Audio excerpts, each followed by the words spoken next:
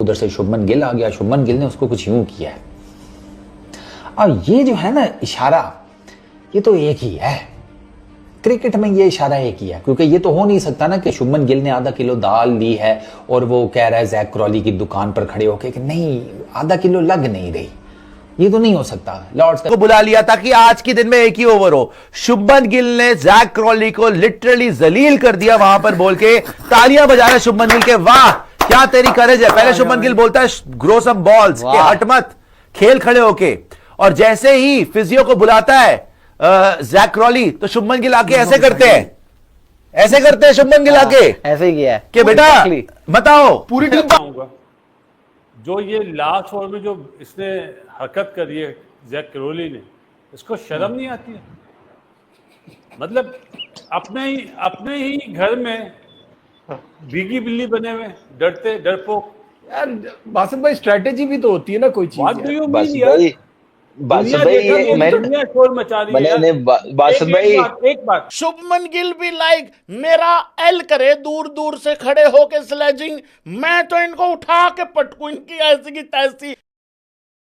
ये जो जहर चढ़ा हुआ है ना इन इंग्लैंडियों के अंदर, हरामी पने का, भाई साहब ये हम हिंदुस्तानियों को ही निकालना पड़ेगा लोगों, और हम निकालेंगे। और शुभमन गिल चला, मतलब शुभमन गिल ने बोल दिया है कि अगर बैटिंग में मैं विराट कोहली की रिप्लेसमेंट हूं तो मैं फील्डिंग में भी विराट कोहली की रिप्लेसमेंट हूं। जैक क्रॉली को उंगली दिखा रहा है और फिर उसको बोल रहा है मार दूंगा। क्या हुआ भाई? तो इंडिया वर्सेस इंग्लैंड तीसरे टेस्ट मैच के तीसरे दिन के अंत में जैक क्रॉली के समय बर्बाद करने की रणनीति उनके द्वारा अब तक देखी गई सबसे बेहतरीन रणनीति, लेकिन उन्होंने कहा कि भारत शिकायत नहीं कर सकता क्योंकि मेहमान टीम ने भी दूसरे दिन यही तरीका अपनाया था। तीसरे दिन के खेल के अंत में उस समय गुस्सा भड़क गया जब इंग्लैंड के सलामी बल्लेबाज जैक क्रॉली की समय बर्बाद करने की परिणति के बाद भारत एक और ओवर नहीं फेंक पाए, जिस पर कप्तान शुभमन गिल की अगुवाई में मेहमान टीम ने तीखी प्रतिक्रिया दी थी। तो दोस्तों देखते हैं कि पाक मीडिया क्या कहता है इसके बारे में। चलो उनके गिल आ गया, शुभमन गिल ने उसको कुछ यूं किया है। और ये जो है ना इशारा, ये तो एक ही है क्रिकेट में, ये इशारा एक ही है, क्योंकि ये तो हो नहीं सकता ना कि शुभमन गिल ने आधा किलो दाल ली है और वो कह रहा है जैक क्रॉली की दुकान पर खड़े होके कि नहीं आधा किलो लग नहीं रही। ये तो नहीं हो सकता। लॉर्ड्स का क्रिकेट ग्राउंड है, जैक क्रॉली बैटर है, शुभमन गिल उसको कह रहा है ये यही है कि गोटे टाइट करो ना, क्या हो गया है? परदादी नजर आ रही है तुम्हें साइड स्क्रीन के सामने? वो तो क्लियर कट नजर आ रहा है ना। शुभमन गिल उधर उसके साथ इंगेज हुआ है, वो सिराज भी आ जाता है। मैं तो मुझे सिराज की सबसे ज्यादा हैरत होती है, सिराज क्या इनको कहता होगा? मतलब तुम्हें पता ही है ना, सिराज तो खुद कहता है कि यार इतनी लोगों की हिंदी जैसे कहते हैं स्ट्रांग नहीं होती जितनी स्ट्रांग मेरी इंग्लिश है। तो वो सिराज भाई क्या कहते होंगे? कोई सिराज भी लगा हुआ था कुछ ना कुछ, वो मेरा ख्याल है यही कह रहा होगा, वो जो उनके उधर कहा जाता है बैंगन के बाल, और क्या कह रहा होगा। बाद में वो शुभमन गिल दोबारा जैक क्रॉली के साथ आया, वो खड़े होकर पीछे उनको इशारा भी कर रहा है उसके ड्रेसिंग रूम की तरफ कि इसको एम्बुलेंस भेज दो, इसके दिल नहीं काम कर रहा, इसका बीपी डाउन है। वहाँ तो फिंगर पॉइंट आउट हुई है भाई। तो मैं आपको बता रहा हूँ कि कल बहुत एक्शन होने वाला है, और होना भी चाहिए। वो माइक थर्टन जैसा बंदा कह रहा है कि करने दो इनको यार, पर थोड़ी लिमिट विमिट क्रॉस ना करें तो करने दो। टेस्ट क्रिकेट है, रेड बॉल क्रिकेट है, डोमिनेट करना है एक दूसरे के अगेंस्ट। तो मैंने कहा बिल्कुल ठीक माइक भाई, आप सही कह रहे हैं, बिल्कुल ठीक कह रहे हैं, जाने दो एक दूसरे के ऊपर।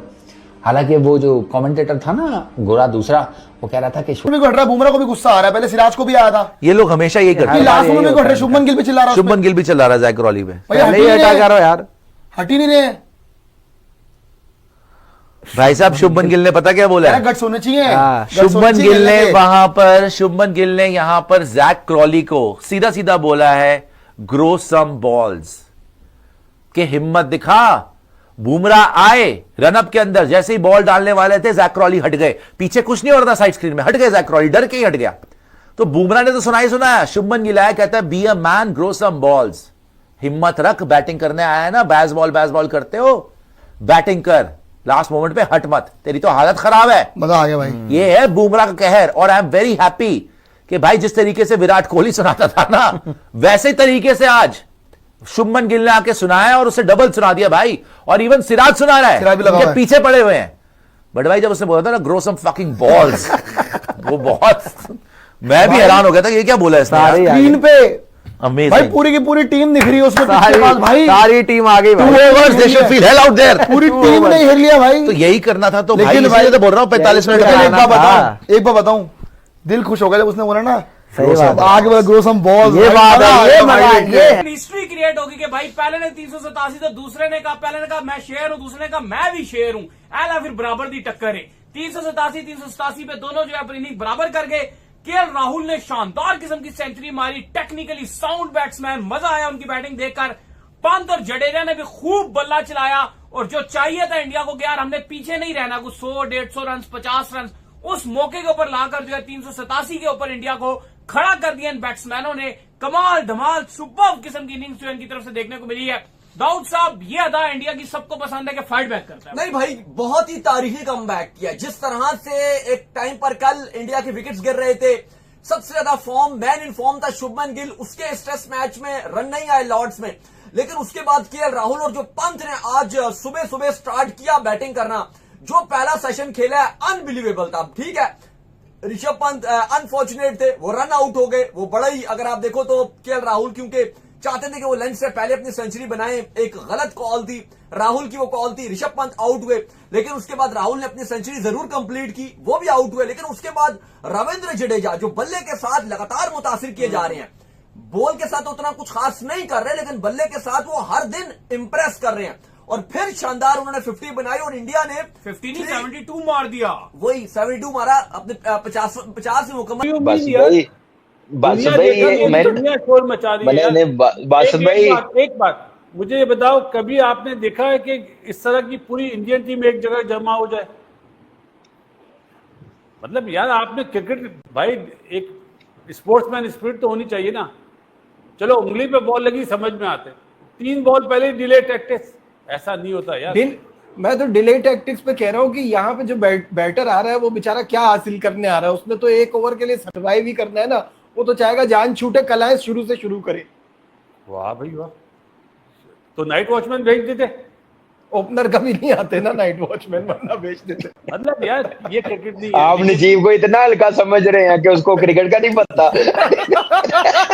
लेकिन यार जो आज पार्टनरशिप करी ना 131 रन की पंत ने और राहुल ने, गेम चेंजर वही थी यार। कसम से देख के मजा आ रहा था कि किस तरह आज पंत खेल रहा था, और उंगली में चोट होने के बाद उसने आज हक अदा कर दिया कि यार वो इस वक्त विकेट कीपर में सबसे अच्छा बैटर ही वो है। इसमें कोई आप ये एक चीज देखें नजीब, मैं उसको देख रहा था, वो ऐसे खेल रहा है जैसे वो गली में नहीं क्रिकेट खेलते कि दीवार को बाउंस लगना नहीं है, डायरेक्ट लगेगा तो आउट हो जाएगा। ऐसे जोफ्रा आर्चर को खेल रहा है, फास्ट बॉलरों को खेल रहा है। इतना टाइम उसके पास, इतनी जबरदस्त स्किल उसके पास। आप देखें कि वो अपनी मर्जी से शॉट मारता था, रन ले लेता जब दिल चाहता था, दिल करता था रोकता जाता। तो ये देखें उसकी दिलेरी, क्लैरिटी। मैं कहता हूँ फॉर्म लगती है तो फिर हर तरीके से बंदा खेल लेता है, जो दिल में सोच रहा हो, दिमाग में आ रहा हो उसके मुताबिक। तो क्या जबरदस्त वो खेला है। और के राहुल तो खैर एक एक्स्ट्रा कमाल हो जब